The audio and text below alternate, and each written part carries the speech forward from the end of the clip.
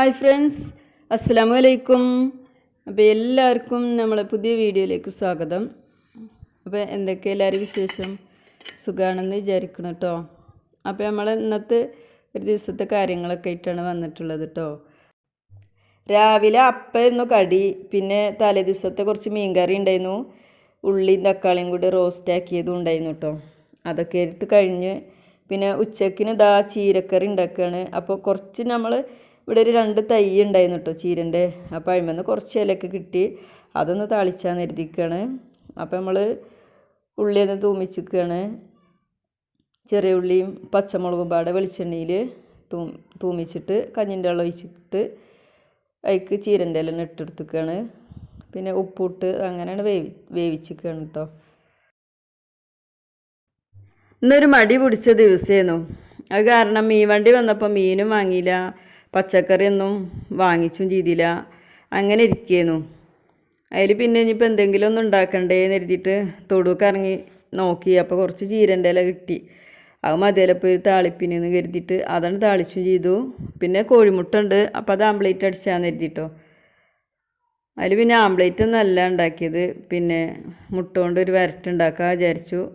അതിന് 2-3 വലിയ ഉള്ളി എടുത്തു, 2 തക്കാളിയും ഒരു 3 പച്ചമുളകും ചെറുതാക്കി അരിഞ്ഞിട്ട് അതൊക്കെ കൂടെ വാട്ടിയെടുത്തിക്കുകയാണ്.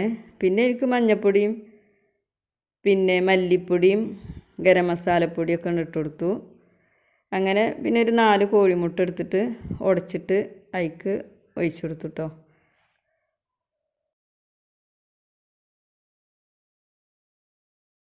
നല്ല രസമാണല്ലോ ഈ ഒരു കൂട്ടാൻ. പിന്നെ നല്ല ഇഷ്ടമാണ് കേട്ടോ കുട്ടികൾക്കൊക്കെ. ഇങ്ങനെ തന്നെ ഉണ്ടാക്കി കൊടുത്താൽ മതി, നല്ല ഇഷ്ടമാണ് അവർക്ക്.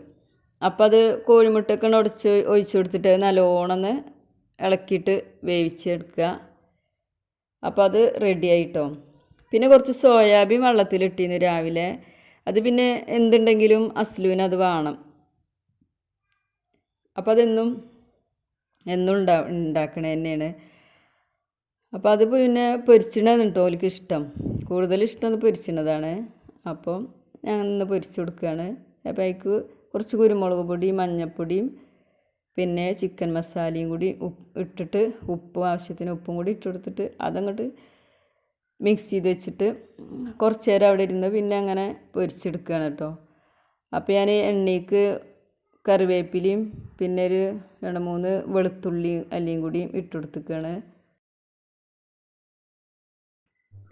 നല്ല ടേസ്റ്റാണ് കേട്ടോ. ഇങ്ങനെയാണ് പൊരിച്ചാലേ നല്ലൊരു മണവും നല്ല രുചിയൊക്കെയാണ് ഈ വെളുത്തുള്ളിൻ്റെയും കറിവേപ്പിലിൻ്റെയൊക്കെ ആ സ്മെല്ലൊക്കെ.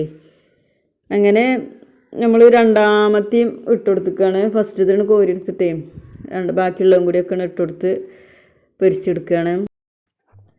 അതൊക്കെ കഴിഞ്ഞിട്ട് പിന്നെ നമ്മൾ പാത്രം കഴുകാനും പിന്നെ ഉള്ളൊക്കെ അടിച്ചു വരാനും ഒക്കെ നിന്നു. അപ്പോൾ പാത്രം കഴുകലൊക്കെ കഴിഞ്ഞിട്ട് അടിച്ചു വരികയാണ്. അപ്പോൾ നമുക്ക് നിലമ്പണിയൊന്നും കഴിയാത്തതുകൊണ്ട് പിന്നെ തുടക്കലൊന്നുമില്ല കേട്ടോ, ദിവസമൊന്നും തുടക്കൂല. അപ്പോൾ പിന്നെ പരത്താനും ആളില്ല, കുട്ടികളൊക്കെ വലുതായില്ല. അപ്പോൾ വല്ലാതെ ചപ്പ് ഇതൊന്നുമില്ല. പിന്നെ കുറച്ച് മണ്ണും പൊടിയൊക്കെ പോരാനുണ്ടാവുള്ളൂ കേട്ടോ.